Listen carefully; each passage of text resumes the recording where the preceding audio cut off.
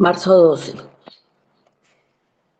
Si te lamentas por el estado caído de tu mundo en vez de maldecir sus dificultades, entonces puedes estar seguro de que la gracia de Dios te ha visitado. La vida en este terrible mundo caído es difícil. Constantemente estás lidiando con la frustración de vivir en un mundo que no opera en la forma en que Dios lo diseñó. Siempre enfrentas lo inesperado. Casi a diario enfrentas algo que tú no hubieras escogido para tu vida y, sin embargo, ahí está, debido al lugar en el que vivimos. La vida aquí y ahora es como vivir en una casa desaliñada que ha comenzado a derrumbarse sobre su propio fundamento. Sigue siendo una casa, pero no funciona como debería hacerlo. Las puertas se atascan constantemente, la plomería en ocasiones funciona. Nunca estás seguro de lo que sucederá al conectar un electrodoméstico y pareciera que el techo gotea aún cuando no llueve. Así es el mundo en el que vivimos. En verdad es una casa destartalada. Ahora bien, solo existen dos respuestas que podemos tener ante el estado caído de nuestro mundo: maldecir o lamentar. Seamos honestos. Maldecir es la respuesta más natural. Maldecimos el hecho de que debemos lidiar con personas imperfectas. Maldecimos el hecho de que tenemos que lidiar con cosas que no funcionan bien. Maldecimos el hecho de que debemos lidiar con la contaminación y la enfermedad. Maldecimos el hecho de que las promesas son rotas, las relaciones se hacen añicos y los sueños se esfuman.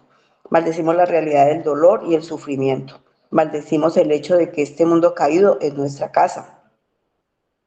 Todo esto nos provoca enojo, impaciencia, amargura y descontento.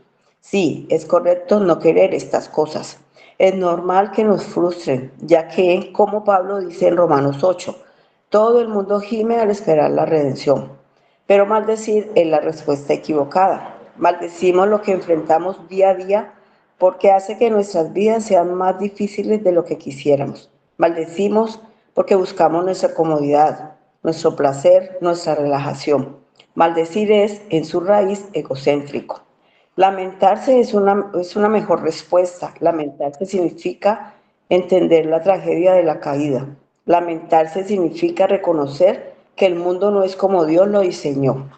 Lamentarse significa clamar por la mano redentora y restauradora de Dios. Lamentarse significa reconocer el sufrimiento de otros. Lamentarse significa dolerse por lo que el pecado le ha hecho al cosmos y desear que el Redentor venga y renueve este mundo caído. Lamentarse, entonces, es una respuesta producida por la gracia. De este lado de la eternidad, en este mundo caído, maldecir es el idioma estándar del reino del yo, pero lamentarse es el idioma estándar del reino de Dios. Entonces, ¿qué idioma hablarás hoy? Para profundizar y ser alentado, Génesis 1 y capítulo 3. Amén. Amén. Muchas gracias, mi hermana. Mis amados hermanos, muy buenos días. Deseo de corazón que el Señor Jesucristo esté con todos nosotros y que su Santo Espíritu nos guíe a toda verdad en esta mañana. Gracias a Dios por todos los hermanos que madrugan para estar en su presencia y escuchar su gloriosa palabra. El devocional de esta mañana nos lleva a reflexionar sobre el mundo donde vivimos y en todas las cosas que en él nos ocurren. Déjenme recordarles que la palabra de Dios en Génesis nos enseña que Dios fue quien creó todo. Y en el último versículo de Génesis 1 dice, y vio Dios todo lo que había hecho. Y he aquí que era bueno en gran manera. Y fue la tarde y la mañana del día sexto. Luego viene la creación del hombre en el capítulo 2. Dice la escritura en el versículo 8. Y Jehová Dios plantó un huerto en Edén al oriente y puso allí al hombre que había formado. En el versículo 15 dice, tomó pues Jehová Dios al hombre y lo puso en el huerto de Edén para que lo labrara y lo guardase. Dios crea al hombre, pero le da una tarea y una responsabilidad. Pero antes de esto vemos que en el versículo 9 dice, y Jehová Dios hizo nacer de la tierra todo árbol delicioso a la vista y bueno para comer, también el árbol de la vida en medio del huerto y el árbol de la ciencia del bien y del mal. Bien, mis hermanos, ¿para qué todo esto? Simplemente para demostrar que lo que Dios creó todo es bueno. Sobre todo el considerar al hombre como una creación especial y a quien le dio una tarea de nombrar todo lo creado como Adán quisiera y cuidar, labrar y proteger el paraíso en el cual lo había colocado Dios. Hasta aquí vemos que solo hay gracia y beneficios de parte de Dios, el Creador, con sus criaturas. Y como esta historia nos la sabemos muy bien, sabemos que en el capítulo 3 viene lo que conocemos como la caída del hombre. Adán y Eva pecaron contra Dios. Y eso fuera de que el Señor ya les había advertido, si comen, mueren. Pero la verdad es que no dimensionaron las consecuencias de sus actos. Esta pequeña porción es lo mismo que nos ocurre hoy en día. Las personas actúan movidas por impulsos sin meditar en las consecuencias de sus pecados. Y por eso es que viven siempre de problema en problema. Mis amados hermanos, en el libro de Génesis, capítulo 3, vemos uno de los momentos más decisivos de toda la Biblia, la caída del ser humano. Dios había creado al hombre y a la mujer en un estado de inocencia y de comunión perfecta con él. La escritura dice que la serpiente sembró duda en el corazón de Eva acerca de la palabra de Dios. Y es así como el pecado comenzó cuando el ser humano dejó de confiar plenamente en lo que Dios había dicho. La tentación no fue solo comer del fruto, sino el creer que podía vivir independientes de Dios y decidir por sí mismos lo que era bueno o malo. Y esto no ocurrió solo en la época de Adán y Eva, no, mis hermanos. Hoy en día ocurre lo mismo. Y en Romanos capítulo 1 encontramos lo siguiente. Pues habiendo conocido a Dios, no le glorificaron como a Dios, ni le dieron gracias, sino que se envanecieron en sus razonamientos y su necio corazón fue entenebrecido. Profesando ser sabios, se hicieron necios y cambiaron la gloria del Dios incorruptible en semejanza de imagen de hombre corruptible, de aves, de cuadrúpedos y de reptiles. Lo más tremendo es lo que dicen estos 3 versículos. El 24, por lo cual también Dios los entregó a la inmundicia en las concupiscencias de sus corazones, de modo que deshonraron entre sí sus propios cuerpos. En el 26 dice lo mismo. Por esto Dios los entregó a pasiones vergonzosas, pues aún sus mujeres cambiaron el uso natural por el que es contra naturaleza. Y el 28 nos dice, y como ellos no aprobaron tener en cuenta a Dios, Dios los entregó a una mente reprobada para hacer cosas que no convienen, estando atestados de toda injusticia, fornicación, perversidad, avaricia, maldad. llenos de envidia, homicidios, contiendas, engaños y malignidades, murmuradores, detractores, aborrecedores de Dios, injuriosos, soberbios, altivos, inventores de males, desobedientes a los padres, necios, desleales, sin afecto natural, implacables, sin misericordia, quienes habiendo entendido el juicio de Dios, que los que practican tales cosas son dignos de muerte. No solo no solo las hacen, sino que también se complacen con los que las practican.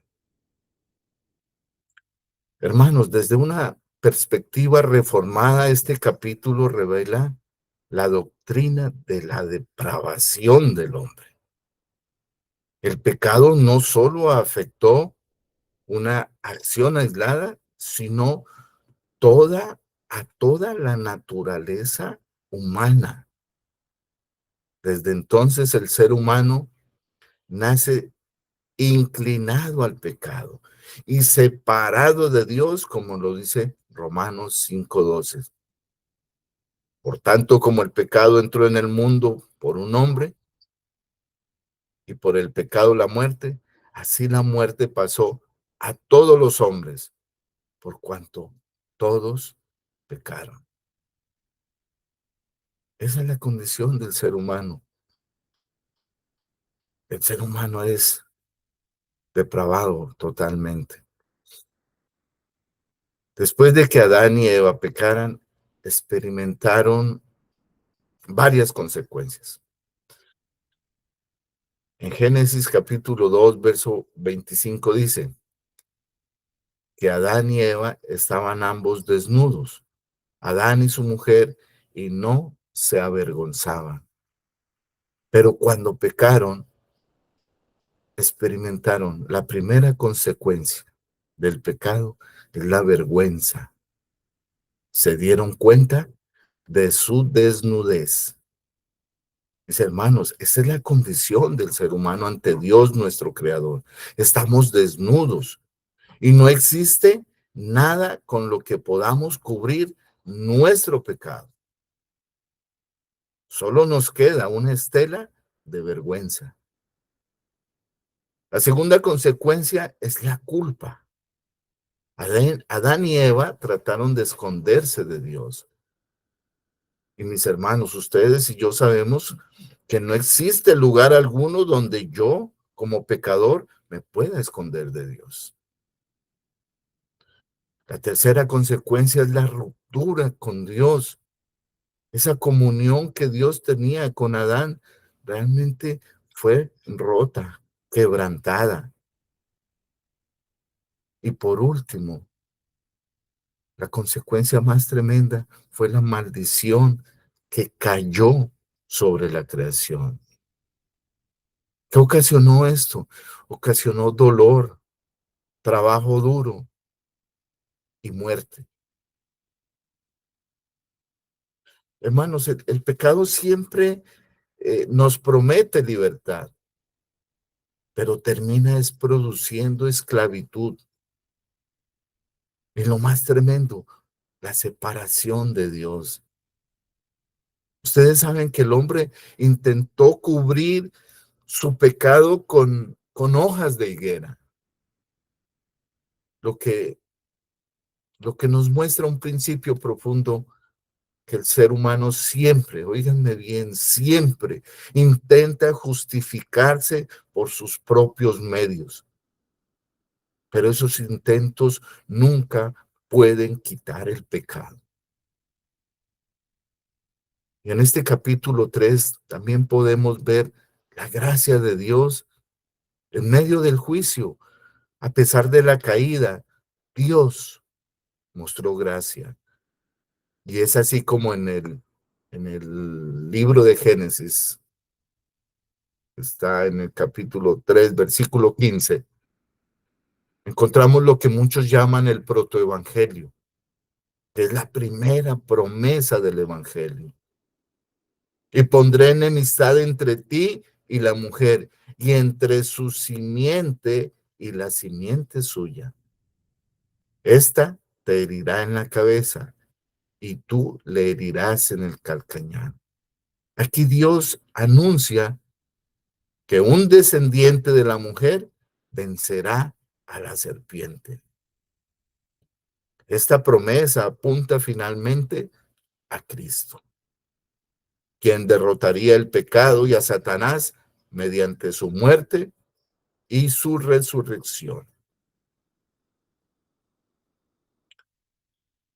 Además nos dice la Escritura que Dios hizo túnicas de piel para cubrir a Adán y a Eva.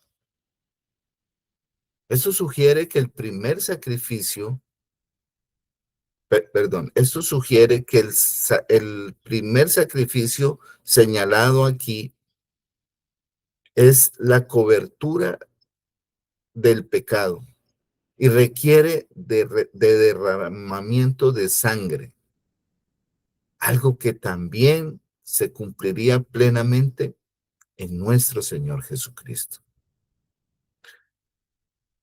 Este capítulo nos enseña varias verdades importantes.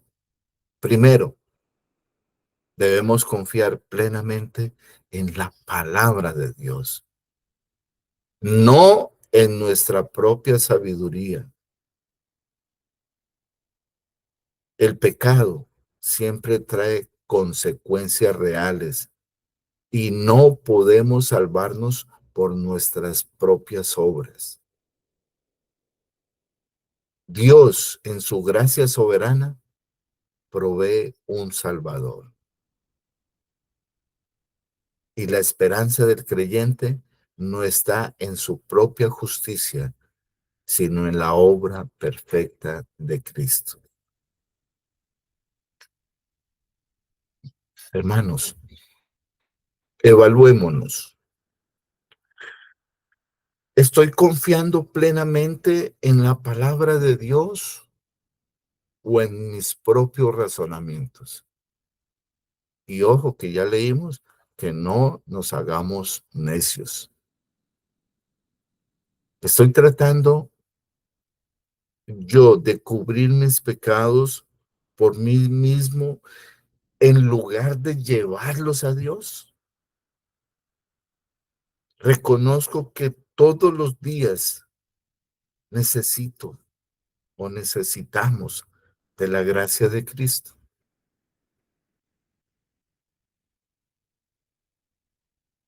Ustedes han visto la forma como he descrito la terrible condición del ser humano. Y es así como hoy en día vivimos en un mundo caído y lleno de adversidades, de conflictos, peleas, guerras entre pueblos. Actualmente vemos el conflicto tan tremendo que hay en Medio Oriente. Hermanos, eso es consecuencia de la caída del hombre. Y también es consecuencia de haber caído de la gracia del Señor. Esto fue algo terrible para el hombre. Y el pasar de un estado de inmortalidad a la muerte. Y como todos sabemos, cada uno de nosotros tenemos que enfrentar muerte y dolor. Lo más tremendo es que aquellos que mueren sin Cristo tendrán que experimentar la muerte eterna. Hermanos, con esta reflexión quiero llevarlos a que pensemos cómo estamos viviendo. ¿Estamos cómodos con la vida que estamos llevando?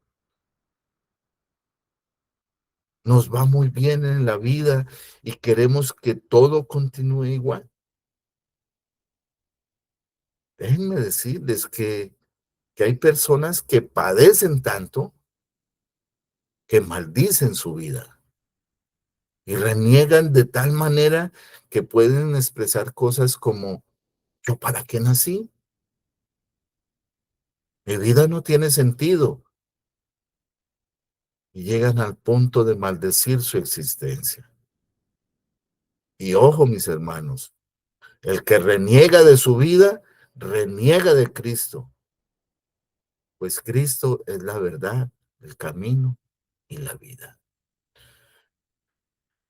Y si realmente existe en nosotros un sentimiento de lamentación por todo lo que este mundo caído está padeciendo, déjenme decirle que si es así, tu sentimiento es solo por la gracia del Señor, la cual ha tocado nuestra existencia. Y has mirado más allá de la adversidad y has comprendido que esto se debe a nosotros mismos porque no somos justos. En Romanos 3:10 nos dice, como está escrito, no hay justo ni aún uno. ¿Cuál debe ser nuestro paso a seguir, hermanos? Sencillo, buscar el reino de Dios y su justicia. Todo lo que vemos y tocamos y olemos y saboreamos es pasajero, pero el reino de Dios es eterno. Hermano, las personas que viven una vida sin propósito es como una casa totalmente desarreglada y sin quien vele por ella. Y como nos dice el autor del devocional, así es el mundo en el que vivimos. En verdad es una casa destartalada. Ahora bien, solo existen dos respuestas que podemos tener ante el estado caído de nuestro mundo: maldecir o lamentar. Y siendo honestos, maldecir es la respuesta más natural. Maldecimos el hecho de que debemos lidiar con todas las imperfecciones, especialmente con las personas que nos parecen fastidiosas. Maldecimos el hecho que tenemos que lidiar con cosas que no funcionan. Maldecimos el hecho de que debemos lidiar con la contaminación, con la enfermedad. Maldecimos el hecho de que las promesas son rotas, que las relaciones se hacen añicos y que los sueños se esfuman. Maldecimos la realidad del dolor y el sufrimiento. Maldecimos el hecho de que este mundo caído es nuestra casa. Todo esto nos provoca enojo, impaciencia, amargura y descontento. Si es correcto no querer cosas, es normal que nos frustren, ya que como Pablo dice en Romanos 8, todo el mundo realmente gime al esperar la redención. Esa debería de ser nuestra realidad. Pero maldecir es una respuesta equivocada. Maldecimos lo que enfrentamos día a día porque hace que nuestras vidas sean más difíciles de lo que quisiéramos. Maldecimos porque buscamos nuestra comodidad, nuestro placer, nuestra relajación. Maldecir es en esencia egocentrismo. Ahora, mis hermanos, no es correcto para un cristiano vivir maldiciendo. La Biblia es bastante clara en esto. En la epístola de Santiago, capítulo 3, versículos 9 y 10, dice que con la lengua bendecimos al Señor y Padre, y con ella maldecimos a los hombres. De una misma boca proceden bendición y maldición. Hermanos míos, esto no debe ser así. La enseñanza es directa. La boca del creyente debe caracterizarse por bendición y no por maldición. Y en Romanos capítulo 12, verso 14 dice, bendecid a los que os persiguen, bendecid y no maldigáis. El llamado del Evangelio es responder con gracia, incluso cuando somos tratados injustamente. Ahora bien, voy a hacer 3 consideraciones que es necesario que entendamos. Primero, la Biblia sí contiene maldiciones, pero no como venganza personal. En algunos salmos aparecen oraciones fuertes contra los enemigos de Dios, pero esas no son insultos personales, son clamores pidiendo que Dios haga su justicia. El creyente no toma la justicia en sus manos, pide la justicia de Dios. Segundo, el creyente debe aprender a dominar su lengua. La lengua revela el corazón. Si una persona vive maldiciendo, insultando o deseando mal, eso muestra un corazón que necesita ser transformado. Y ahí creo que es importante que nosotros, como cristianos, conocedores de la palabra, actuemos. Tercero, el ejemplo de Cristo. El modelo es Jesucristo.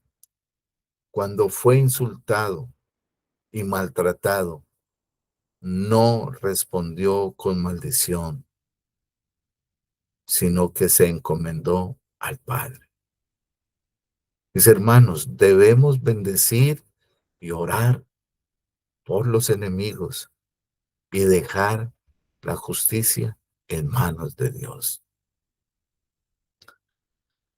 Ahora, lamentarse es una mejor respuesta.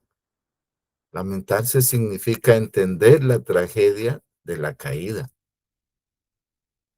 Lamentarse significa reconocer que este mundo no es como Dios lo diseñó. Lamentarse significa clamar por la mano redentora y restauradora de Dios. Lamentarse significa reconocer el sufrimiento de otros.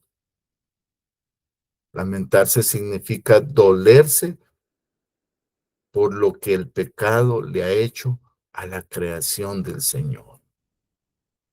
Por lo tanto, mis amados hermanos, el desear que el Redentor venga y renueve este mundo caído